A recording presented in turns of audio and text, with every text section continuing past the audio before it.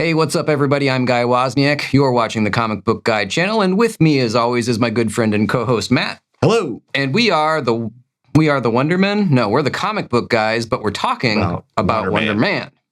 So, as you might know, a new show, Wonder Man, just came out on Disney Plus, and Matt had an idea. He said, "Let's do a review." So, Matt, why don't you go ahead and kick this shit show off? Yes. So I like Wonder Man as a character in the comics. I've got his first appearance, Avengers #9, from way back in 1964. They shelved him for a long time over a dispute with DC over Wonder Man being so close to Wonder Woman, and then DC pulled some shenanigans and created a character called Power Girl after Marvel came out with a character some of you might have heard of called Luke Cage, Power Man. So Marvel said, hey, what the heck? They brought back Wonder Man. Yeah. Reintroduced him into the regular, Marvel timeline and everything. And he became an Avenger. Then had an interest in acting and actually moved out to California. And he was over there doing work when Hawkeye, Clint Barton formed the West Coast Avengers, and he had joined the team and put him back in, the steady rotation of the Avengers and stuff. He's never been a hugely popular character. But he's a good team character. He makes a good part of a team. But yeah, he's never been a huge standalone character. They tried a couple times, but it just doesn't work. That sort of begs the question, why give him his own standalone movie? And we talked about this in the past as a complaint about Marvel trying to push characters, trying to make characters popular. I think that's what they're doing here. I don't know why they do that, why they would try to make a show about Wonder Man when there's so many other really, really good standalone characters that they could make shows about. I think Wonder Man maybe it's not much of a risk for them. If it doesn't go well, they're like, oh, well, it's just Wonder Man. All they lost was money. Yeah, a lot of money, I'm sure. Because, a lot of this stuff isn't cheap to do. But me and Guy, we watched the first 2 episodes so far. But prior to that, and thank you very much, Disney and YouTube, we did a video watching the trailer, and we were going to do this first impressions video of the trailer. I uploaded that video, and immediately Disney copyright blocked it, so we couldn't post that video. Yeah. We couldn't do our first impression video, so what we decided was, let's watch the first 2 episodes and kind of do an initial impressions video about that. Then we'll watch the subsequent 6 and do a follow-up video to this, reviewing the whole series. Yes. But I thought it would be cool. Matt suggested, let's just knock out these first 2, and it'll kind of be like the first impression, like our trailer video was supposed to be. Yeah. So here's what we got today. We got kind of contrasting opinions, I think. Why don't you go ahead and kick it off and tell everybody what you thought of the first episode, or at least the beginning of the show? Well, they're very short episodes. They're only about 30 minutes of runtime, and then you have credits and recap and this and that, so it comes down to like about 20-something minutes per episode, which is very short for an 8-issue series or 88-episode series. But somehow they make the episodes feel so very long with all of the nothingness that's going on. Yes, nothing happens. I mean, I don't know why it's called Wonder Man. I think they should call it The Making of Wonder Man, because... No, you had a better name for it. Oh, yeah, Simon Williams, Struggling Actor. That's the name of the show, Simon Williams, Struggling Actor. That's basically what it's about. You hit the nail on the head for me. And the whole premise of the show is he's the struggling actor in California, and early on they established that he and his father had gone to see a Wonder Man movie in theaters, and I'll give him this: that costume in the Wonder Man movie was dead on comic accurate, but it was full of 1970s cheese, though. It was the horrible like Christmas tree looking costume that everyone hated, and they immediately got rid of. It was his red and green with some yellow on it, and he had like a gold jetpack. It was terrible. Everyone hated it. I'm sure that's why they picked that costume. Here's the thing, though, for me about the show. That first 2 or 3 minutes of them doing the prelude, is it a prelude where they go back in time? Yeah. Right? They do this prelude. The flashback. Whatever. Yeah, sure. With the kid watching the Wonder Man movie on the big screen. At least up until this point, the first 2 episodes, that was the best part of the whole show for me. Yeah, pretty much. There's no action whatsoever in the first 2 episodes anyway. Yeah, it's just him as a struggling actor. And I mean, apparently he is very talented, but the problem is he just keeps getting his own way. He overthinks everything. Like he's up for a role where he has one line, one or two lines, and he's making rewrites to the script and he's trying to get in this thing's head, in the character's head. And he, of course, meets Trevor Slattery, who was, the hugest bait and switch in Marvel cinematic history when he was supposed to be the Mandarin. And what was that Iron Man? I keep forgetting. Was it 3? Yeah, it was Iron Man 3. Or 2? No, it was 3. 2 was with Mickey Rourke. Oh, Whiplash. That's 2. I always get them mixed up. Yeah, 3 was with the Mandarin, and I'm like, oh my God, here we get the Mandarin. Nope.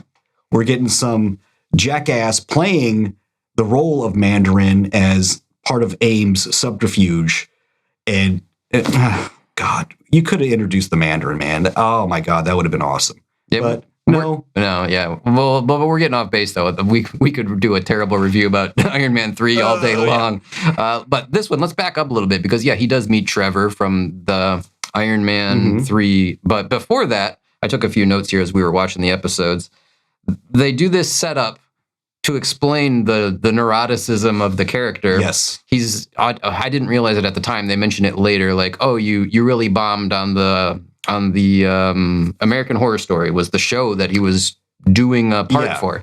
And he was just playing a professor that's supposed to say 2 lines and then get his head bit off or something by a monster. And he's like going to the director and he's like, oh, we should change this. We should do that.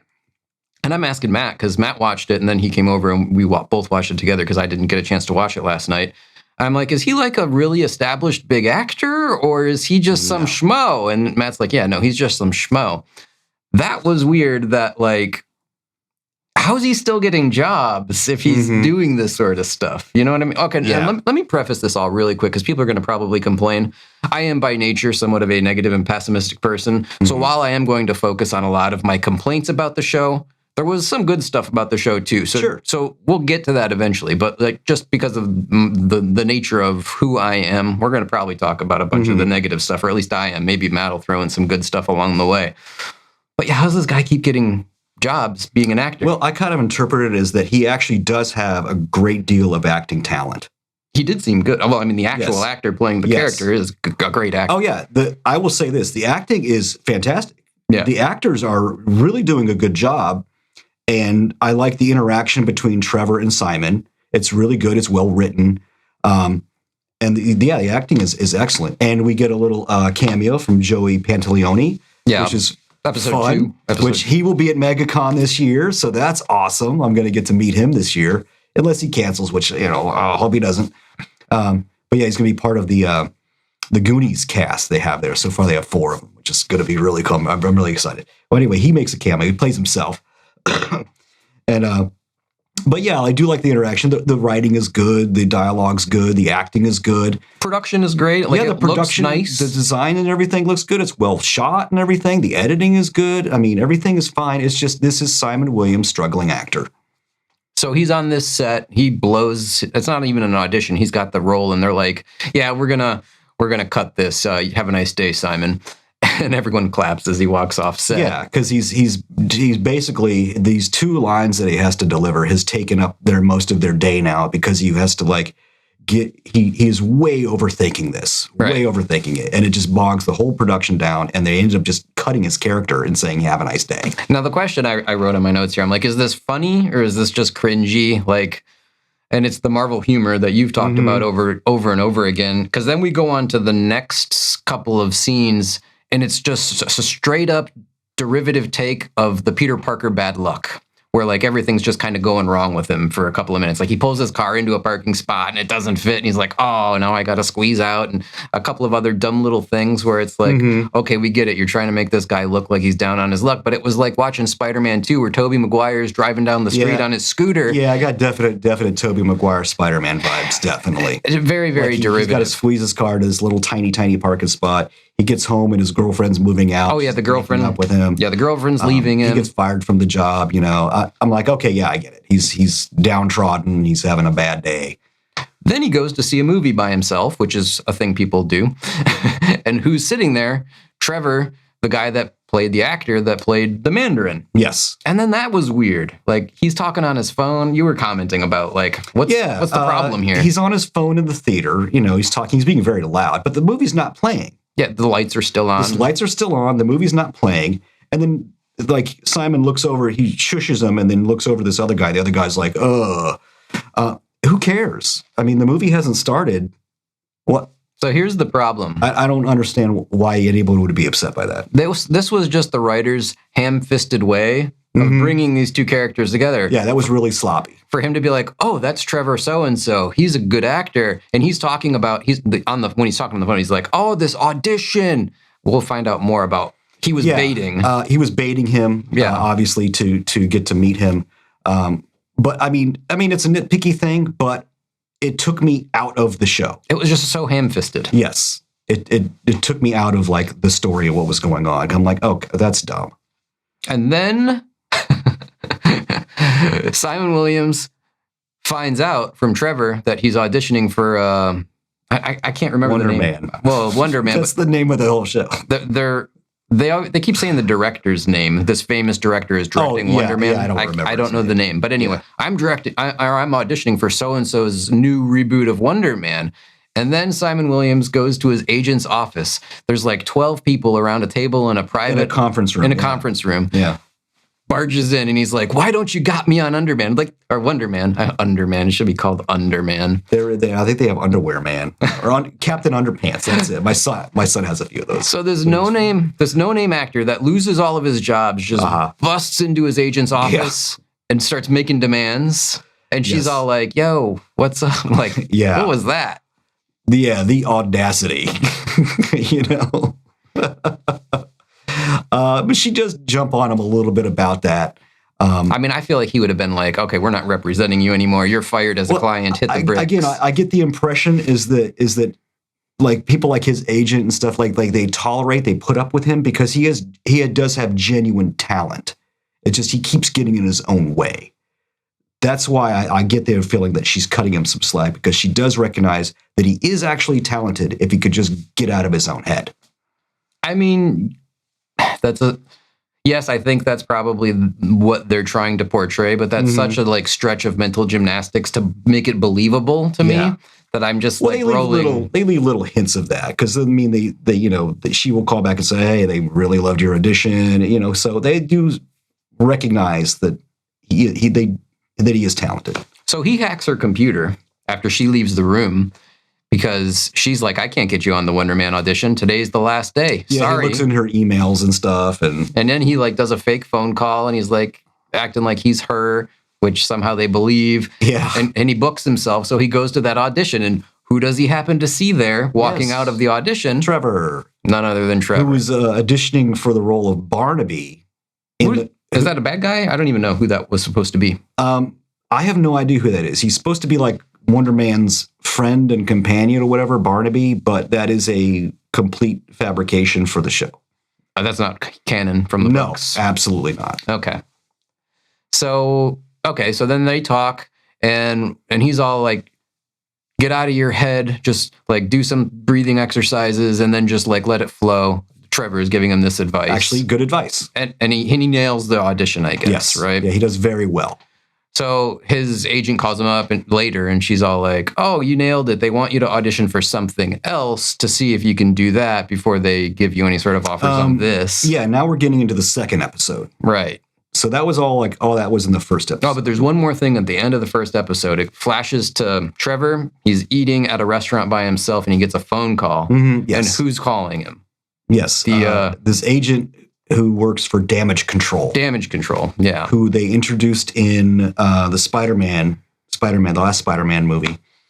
What was it? No Way Home, Far From Home, I'm Coming Home. One of the homes. I forget the last third Spider-Man movie. Yeah. With Doc Ock and Green Goblin and all the Spider-Man. All the Spider-Man guys. I mean, it was really good. They need to get off this home thing. You're confusing me. I'm old. Yeah. But yeah, they introduced the character in there, and then I think he makes an appearance somewhere else, like another show or movie or something. I don't know. Damage Control was a series they came out with like back in the 80s, if I'm not mistaken. Somebody please in comments, let me know exactly when that was. But it was done for comedic effect. It was supposed to be funny, but now they're treating it more like it's a serious agency. I get the impression from the MCU that damage control is effectively like Department of Homeland Security or something. That's what they seem to be making it like. But yeah, when it was introduced in Marvel back in the day, it was just supposed to be funny. Like here's this, group of people, they have to come in and clean up after the superheroes all the time. And these regular people are complaining about stuff and everything. Yeah. Yeah. So that agent from Damage Control calls up Trevor and this is where we get like the very first little hint of something interesting, honestly. We just went through 30 minutes of like, this is ridiculous. What's going on here? And he says to Trevor something along the lines of like, this guy's super powered and he's dangerous and you got to get him. And we're like, oh, something's afoot here. And that was cool. For a minute, I was like, oh, yeah. Episode 2 is going to really ramp up, I bet. Yeah, he says that Simon Williams is one of the most dangerous people around. And I just remember thinking, then why don't you just go get him? Yeah. Why all this subterfuge? Or just snatch him up. And this is also, to say this statement in a world where the Incredible Hulk exists is a little ridiculous. That's a bit much. But, okay, so we're led to believe that that's the case. Okay, so then we're into the second episode. Yeah. Again, these are like very short episodes, but they do seem to last longer than they actually do. Kind of like when, watching a pot, water boil, kind of thing. Well, you know what I think it's akin to, and you've mentioned this in the past, when comic books just have like 8 straight pages of people eating and talking. Yes. That's what this whole episode felt like up until the very, very end. And I was like, oh, something's happening finally. And then I'm like excited to see episode 2 because I think like it's really going to start taking off. Nope. Not so much. No. Episode 2 does start with, I guess it's a flashback of Trevor walking out. Well, he's on an airplane. Yeah, he gets off a plane. And he's in the airport. And then he gets tackled. Yeah, he gets tackled. By some FBI guys. They're all wearing FBI stuff.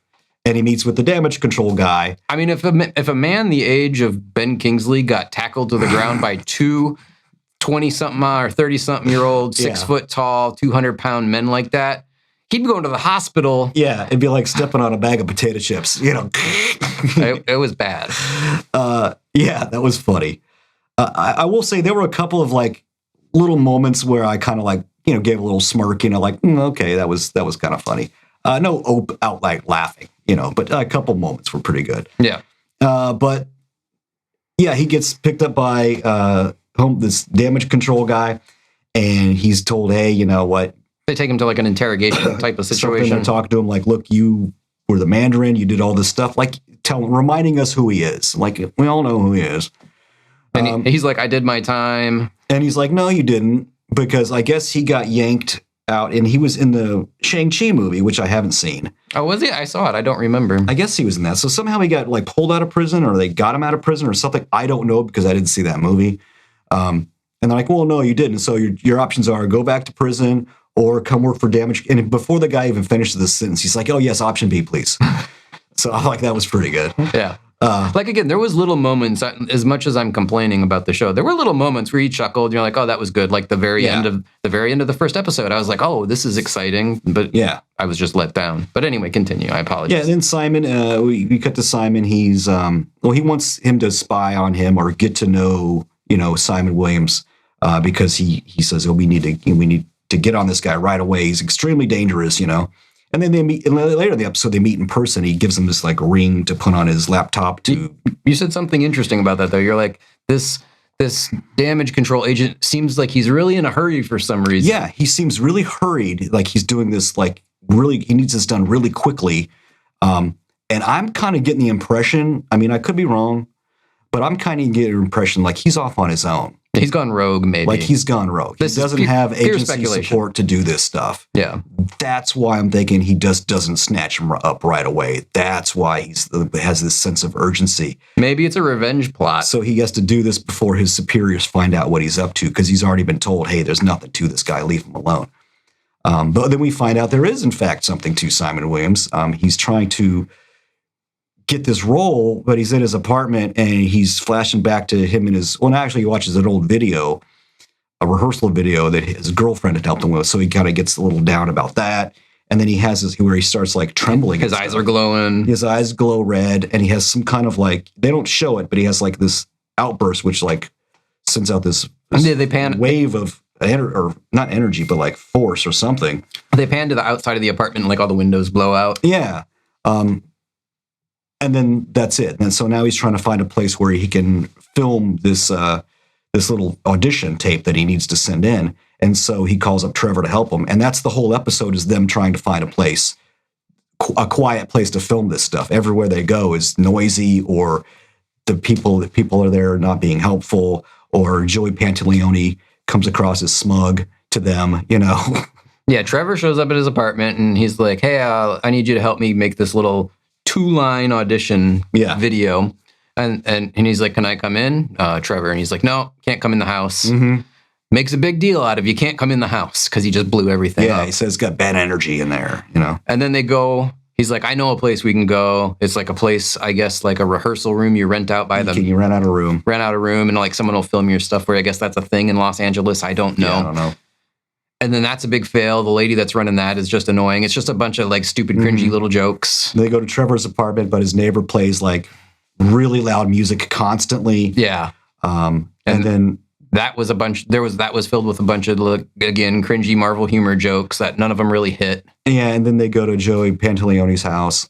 Trevor had, I guess, said at some point that he previously worked with Joey Pants. They had worked together on a show, and he accused Joey Pantaleone of stealing the role from him. Right. If they were the main character, and that's what got him kicked off the show. But then you go over there and you find out, Joey Pantaleone was like, dude, no, man, you did that to yourself. You were out of your mind on drugs at the time, and you're like screaming and yelling at people, and you're yelling about worms on your skin and stuff. And then Trevor's kind of like taken aback. He's like, oh man, yeah. The best part about that scene, though, you pointed this out to me. You're like, these two, one of them a very struggling actor and one of them kind of a washed up actor, start arguing with this extremely successful actor about like, because he gives them advice. Yeah, he's giving them a monologue of advice. They take it as like him being smug and condescending.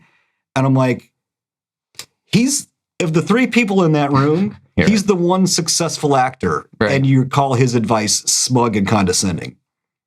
And they storm out of there. And then after all of that, they end up back at his place. Simon's like, I know where we can go. And they go back to his apartment. Yes. Well, they filmed the scene and he sends it in. And Trevor places the little ring thing on his laptop to get all the data or whatever. Yeah, let's call him the bad guy, because I'm sure he's going to work out to be the bad guy. The damage control dude gave, if we didn't mention it, gave Trevor this little magical ring. It's not magical, it's like tech or whatever. Yeah, whatever. And he's like, Stark tech. You need to set this on top of his laptop. So I guess it was like reading the data off of his drives or whatever. Yeah, I don't know. And then that was it, right? Yeah, well, Trevor sees like he's got this blanket up or sheet on the wall, and he kind of moves it aside and it falls down, and he sees there's like the wall is all like cracked and spread out where Simon had his little whatever he had. I kind of get the impression that he has powers. He knows he has powers, but he's constantly trying to suppress them. And it only comes out, they only present themselves when he gets like frustrated or upset, or like he has like an emotional response and he can't contain them so well. It seems like he's not in control of it. Yeah, like he hasn't let his powers fully emerge. He's always been trying to repress them for some reason. That's the feeling I get. So but we'll see where it goes from here. But so far, it's an incredibly slow burn. Yeah. Yeah. Like, again, it's not like terrible. It's not the worst thing I've ever seen. And although I have sat here for 20 some odd minutes and complained about everything I didn't like, it was watchable. I don't want to like. If it was a show about an actor struggling in Hollywood, excellent work. Yeah, you nailed it. You nailed it. But it's called Wonderman. It's called Wonderman, though. And so I'm wondering where Wonderman is. Are we going to see Wonderman in the Wonderman show? I mean, we've seen the film version from like, I want to say early 80s. Oh, that was straight up 70s. Was it 70s? I don't know. You kind of get late 70s, early 80s. They kind of like maybe merge together a little bit. So within that time frame, let's say. It reminds me when you said that, are we going to see Wonderman? It reminds me of Jeff Goldblum in Jurassic Park. He's like, there are dinosaurs. Are there dinosaurs in your dinosaur theme park? Yeah, that's what it felt like. But yeah, I mean, like, it's a well-made show. Yeah. Cinematography's great. The actors are all excellent. Yeah. I have no complaints with the production. And if it was just presented as a boring drama about a struggling actor, like, they nailed it. But it was boring. Yeah, but I'm failing to see Wonderman in here. It's certainly not going to bear any resemblance whatsoever to the comic character. I'm telling you that right now. Again, this is Wonderman in name only. Like so many things Marvel does these days. Yeah. At least till this point. I mean, who knows? The only thing in common with, they've got Simon Williams, Wonder Man, and he was in Hollywood making movies and stuff for a time. And they nailed that costume in the movie flashback, you see. In the old flashback. They nailed that. But again, that's a movie about a character called Wonder Man. So yeah, it has no resemblance to the comic character. Let me ask you this. What would this show, and again, we're not saying it's terrible, but I'm going to use the word redeem. What would this show have to do over the next 6 episodes to redeem it, or to really like grab you and pull you in? Well, you got to invest me in the characters. You've got to really get me invested in the characters. And so far they haven't done that. It seems to me... It's just kind of boring. It seems to me like Trevor is going to betray the damage control people, because I'm sure I think that's obvious. That guy's going to become the bad guy. He's got to. I'm almost certain of that. I have no idea. I haven't watched ahead yet, but so he's going to be the bad guy. Now Trevor and Simon are going to be like on the run or fighting or something. Something's going to happen. His powers are going to like he's going to what I see happening is he's going to try to contain his powers, contain them, control them, suppress them, and then he's just going to have some big explosion in his powers, and everybody's going to see that he has powers. And what I'm hoping will happen is that we're going to see what will redeem this whole show into me. And it could be the last 5 minutes of the episode, the last episode. If we see a truly heroic moment where he has his powers and he does something really heroic and saves somebody, does something, grand and explosive, and like, yes, that is the Wonder Man I know. That would redeem the show for me. You just need that moment. I need that moment. You need the Darth Vader moment where he's coming down the hallway. The build up, Sure. Because there's plenty of shows that are slow burns that turn out to be really good. Maybe this will be it. I mean, we'll see. We're going to watch the other 6 episodes, and we'll let you know. My expectations are very low. I'm going to be honest. I think it's going to wind up being a pretty forgettable show, but not an outright terrible show. And, we'll watch the next 6 episodes. And later this week or early next week, we'll do a follow-up and we'll tell you what we thought of the whole thing. But until right now, it's basically just underwhelming. Yeah, it's pretty underwhelming. Not terrible, not fantastic. Yeah, that's about it. Yeah. I guess we could, put a pin in this one. You got any other thoughts? No, that's it. All right, guys. Well, thanks for tuning in and watching. Let us know in the comments down below. What did you think of it? If you saw it, keep the spoilers to a minimum because we haven't seen the rest of it yet. And we will read all the comments, of course. Oh, there's going to be somebody. Oh, in episode 4, he does now. Come on, man. Don't ruin it for me. Let's be cool, man. Come on. Yeah. But I'll go ahead and close this one out by saying thanks again for tuning in and watching. As always, we appreciate it. And as I always say, keep collecting comics, keep watching the videos, and until the next one, bye now. Bye.